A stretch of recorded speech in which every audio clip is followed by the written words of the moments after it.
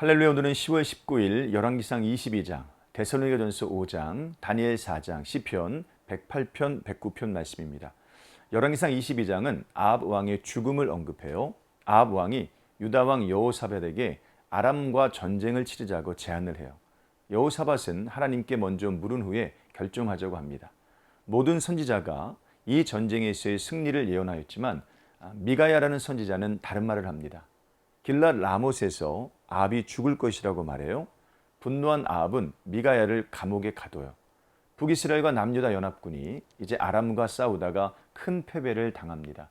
그리고 미가의 예언처럼 아합이 싸움에서 죽습니다. 자기 마음에 들지 않는다고 하나님의 말씀을 무시했다가 결국에는 죽음에 이르고 만 것이죠. 본문은 아합 왕과 연합한 여호사밧 왕에 관한 이야기를 계속해서 말하고 있어요. 여호사밧은 여호와 앞에서 정직하게 행한 유다의 왕이었습니다. 특히 그는 북이스라엘과 화평하게 지냈는데 아합이 죽은 뒤 왕위를 이어받은 아하시아도 화평을 유지했습니다. 아하시아는 아합과 같이 악한 왕이었어요.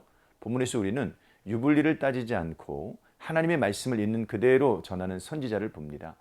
반면에 자기가 듣기 싫은 말씀을 거부하고 공격하는 왕도 봐요. 말씀을 있는 그대로 전하는 선지자는 잠시 감옥에 갇혔으나 노임을 받게 되고, 말씀을 거부하고 공격한 왕은 잠시 살았으나 곧 죽임을 당하게 됩니다. 우리의 선호도를 따라 말씀을 선택해서는 안 됩니다. 우리의 취향을 따라 말씀을 결정해서도 안 됩니다. 오히려 말씀을 따라 우리의 선호도와 취향을 결정해야 됩니다. 데살로니가전서 5장은 갑자기 임하는 종말을 경고하고 날마다 하나님의 뜻대로 살라고 권해요. 종말이 언제인지는 알 수 없습니다. 바울은 도둑같이 임할 것이라고 말해요. 그러므로 우리가 할 일은 다른 이들과 같이 자지 말고 오직 깨어 정신을 차리는 것입니다. 우리는 빛의 아들이므로 낮에 속한 자들과 같이 행해야 되죠. 또한 사랑 안에서 서로 귀히 여기며 화목해야 됩니다. 게으른 자들을 권계하고 마음이 약한 자들을 격려하며 또 힘이 없는 자들을 붙들어주고 모든 사람에 대해 오래 참아야 됩니다. 항상 기뻐하고 쉬지 말고 기도하며 범사에 감사해야 되죠. 이것이 하나님의 뜻이기 때문입니다.